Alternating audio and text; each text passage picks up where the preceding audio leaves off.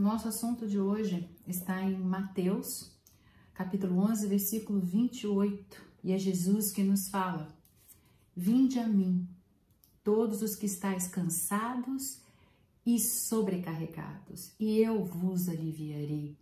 Tomai sobre vós o meu jugo e aprendei de mim, porque sou manso e humilde de coração, e achareis descanso para a vossa alma.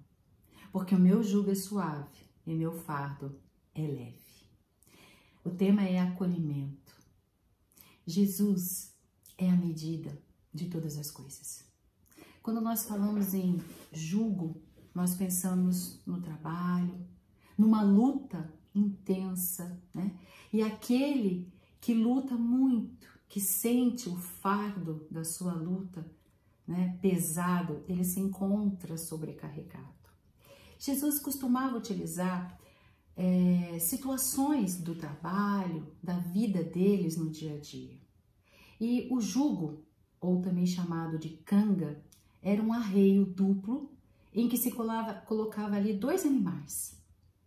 Com frequência, nos conta, né, o rodapé do livro A Bíblia das Mulheres, que um dos lados era maior e era destinado ao animal mais forte, mais experiente, e o outro lado menor era usado para um animal que estivesse em treinamento, né? A nossa reflexão de hoje é para que nós venhamos a aprender com Jesus a sermos este animal forte, indesistível, corajoso, amparando os companheiros de estradas que muitas vezes, assim como nós, também estão em treinamento. Disse Jesus lá no versículo 29, né? Tomai sobre vós o meu jugo e aprendei de mim. O que Jesus queria que nós aprendêssemos dele? A sermos mansos, como ele mesmo fala, humildes de coração. E achamos forças para que nós possamos continuar o nosso caminho evolutivo de aprimoramento. O próprio mestre, inclusive, ele nos aconselha, quem nos conta é Mateus, lá no capítulo 5, versículo 41, não sei se você se lembra, que ele diz assim: se alguém te obrigar a andar 1 milha, vai com ele 2.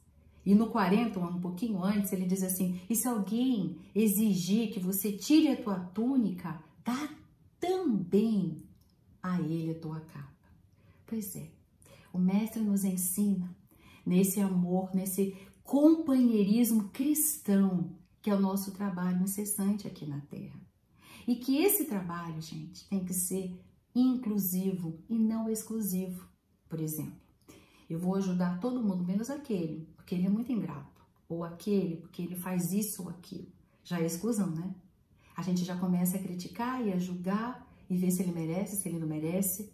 O trabalho cristão, o companheirismo cristão é inclusivo e jamais exclusivo, né? Quando nós estamos abraçando, né, o entendimento e a compreensão cristã. Estamos todos aprendendo uns com os outros. Ora, nós somos aquele animal em treinamento, né, que tem que carregar a parte mais leve e permitir que alguém mais experiente, né, possa carregar a mais pesada, né? E em outros momentos nós seremos o animal mais experiente naquele momento e teremos que carregar a parte mais pesada. E na dinâmica terrestre, nós vivemos vencendo todos os dias grandes desafios existenciais. No livro As Palavras de Vida Eterna, Emmanuel, através das mãos de Chico, diz assim, essa frase é muito bonita: para qualquer de nós chega aquele momento das grandes hesitações. Todos somos surpreendidos, olha como ele diz, pelo dia nublado da incerteza em que nos reconhecemos perplexos diante de situações. E aí o desânimo chega. As críticas, as incompreensões, a ingratidão, elas minam o campo da nossa boa vontade. E muitas vezes fugimos do reajuste porque atendemos a esses convites, né, no nosso coração e na nossa mente. Emmanuel, no livro Fonte Viva, através de Chico também, ele comenta que a jornada espiritual, olha o que ele diz, a luta é o meio e o aprimoramento é o fim.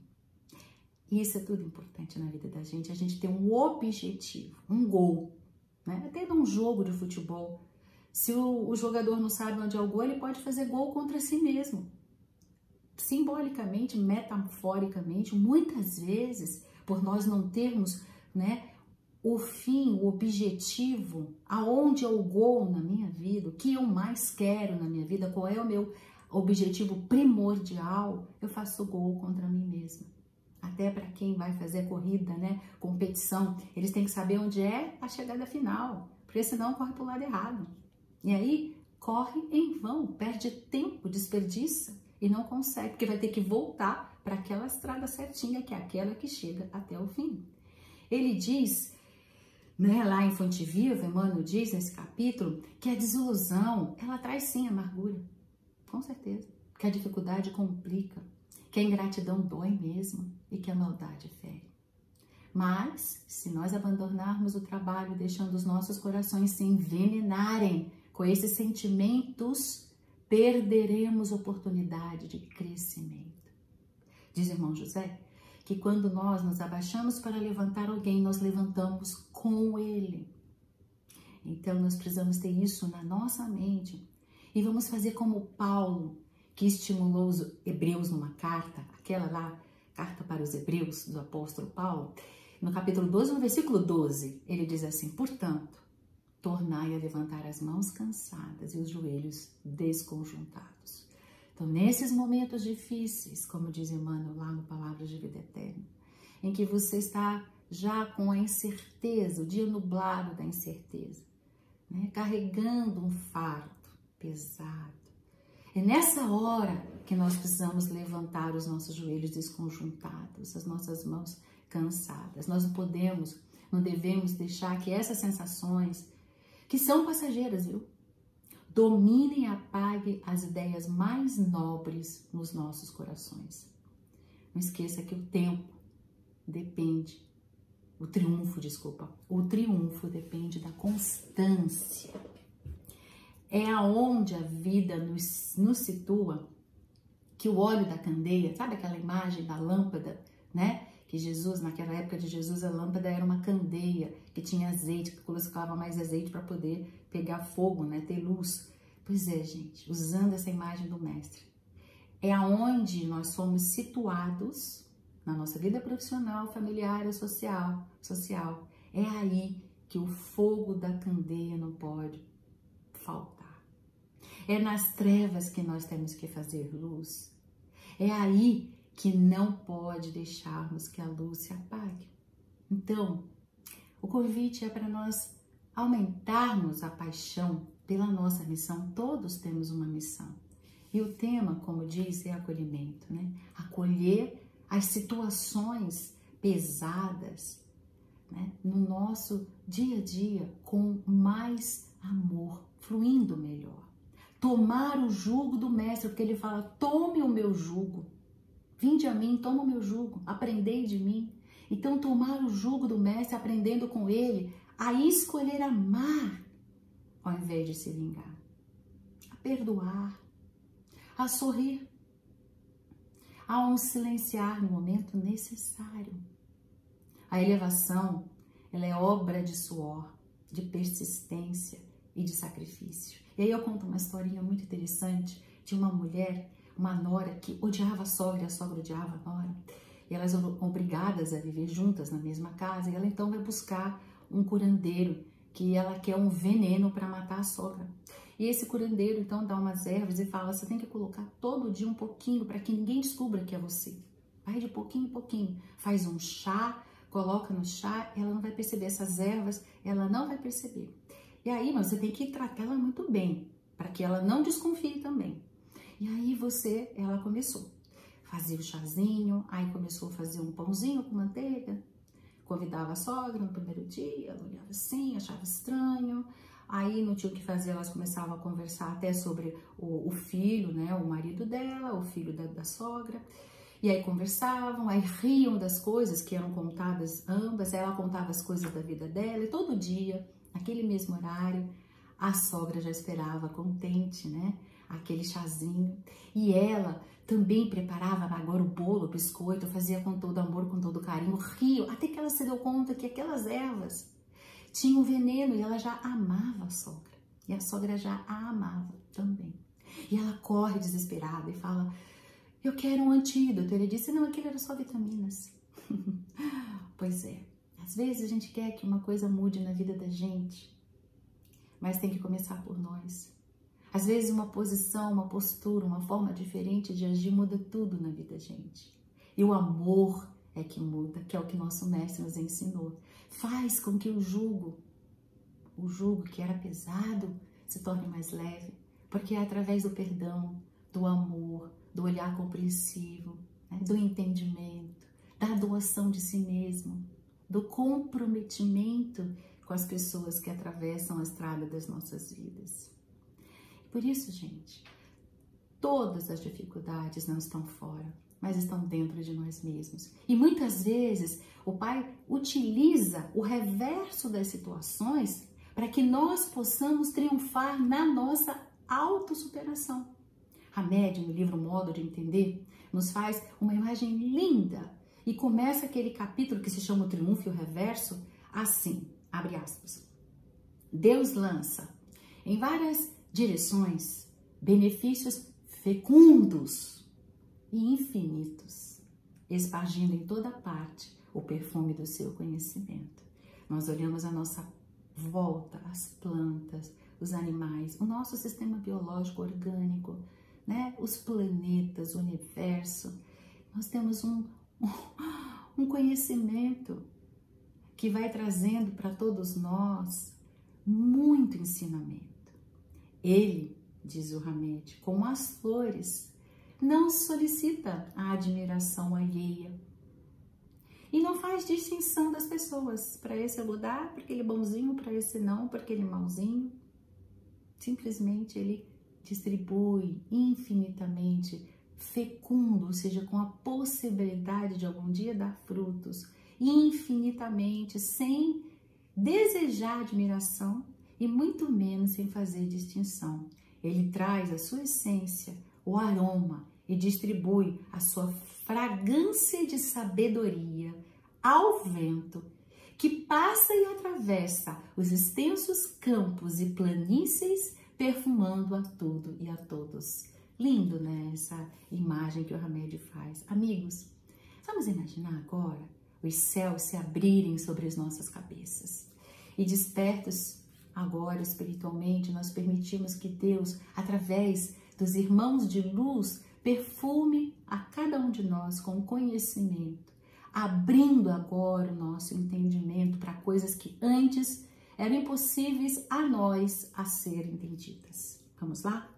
Talvez antes nós tínhamos entendido que aquela situação pesada que nos sobrecarregou, aquele fardo, foi uma derrota.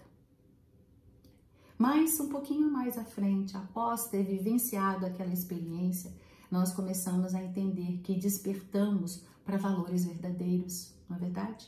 Que Jesus, diante daquela experiência, né? Jesus nos ensinou durante a sua estadia, carregando o lado mais pesado do arreio duplo, onde nós, em treinamento, estamos carregando até hoje o mais leve.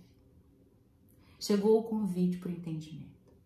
As contrariedades da nossa vida, gente, é Deus cuidando em amor de cada um de nós, porque cada contrariedade dessa traz um entendimento e um ensinamento. Nós sabemos que estamos aqui vivendo apenas o útil, o necessário para o desenvolvimento das nossas potencialidades. Quando nós, isso quem disse foi o Dr. Inácio Ferreira, porque na verdade quando nós estamos acomodados, nós não crescemos, não evoluímos. Então às vezes as contrariedades da vida nos levanta, faz nos levantar dessa zona de conforto e conformidade para irmos buscar mais, para melhor aprendizado. Ninguém sofre um minuto a mais que não seja para o alto proveito.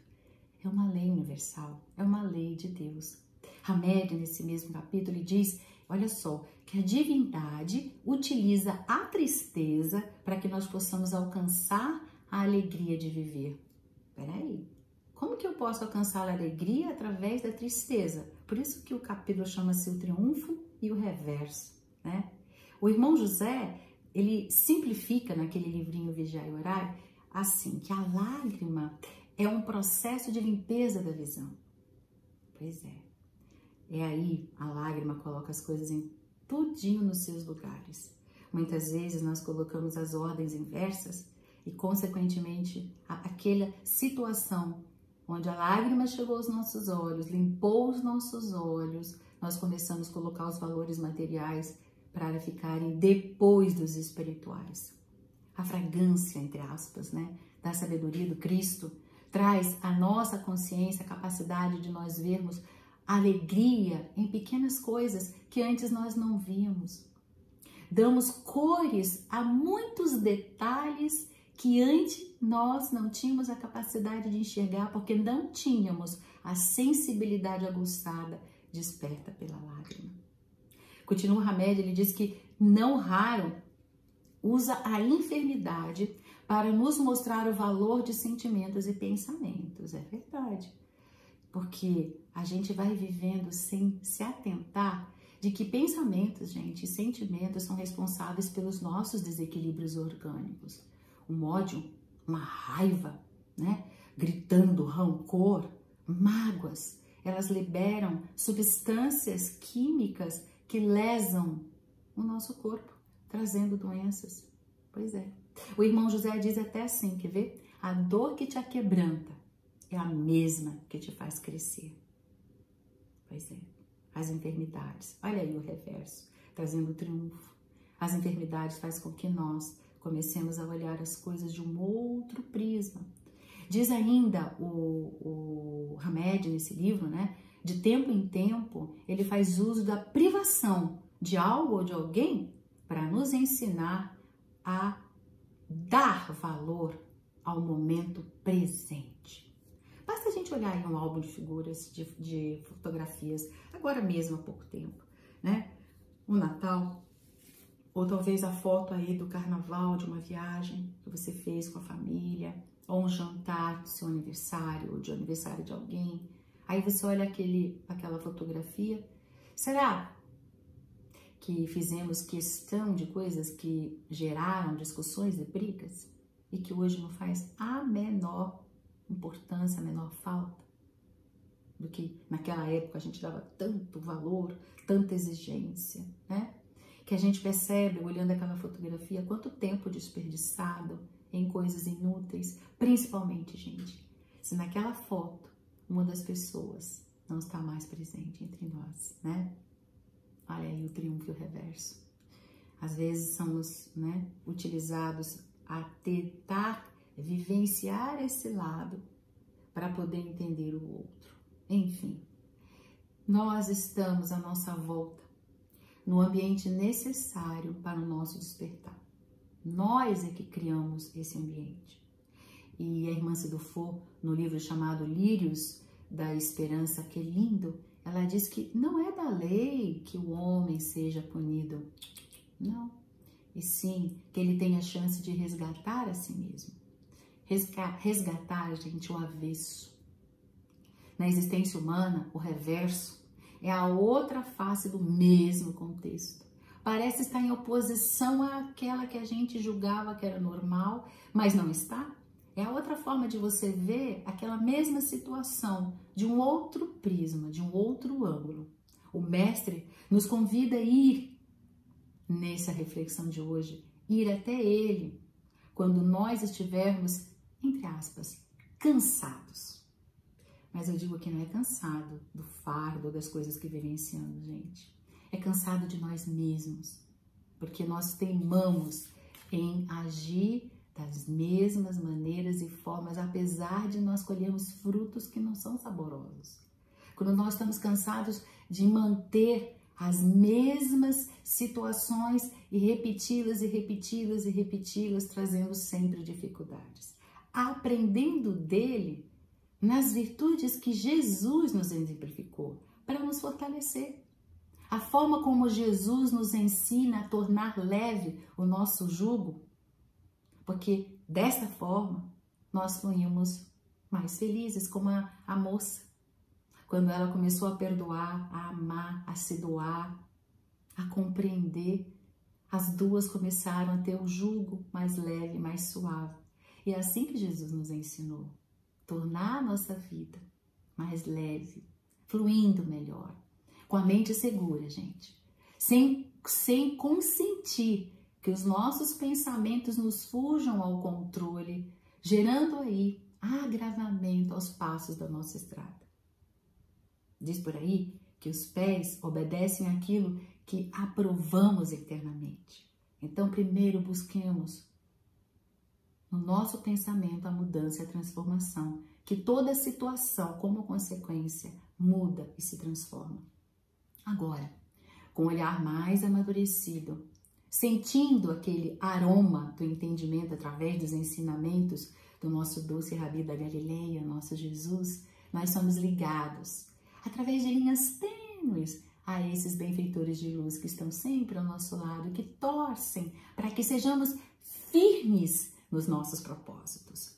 Obreiros diligentes, zelosos, cuidadosos, sempre em prontidão, né? Atendendo, acolhendo o pedido de Jesus para tomarmos o jugo dele, o lado mais experiente, carregando esse lado mais experiente, mais pesado, com alegria, com concórdia, com boa vontade, abrindo novos horizontes, né? Novos caminhos na estrada daqueles que partilham a jornada conosco. Abraços fraternos.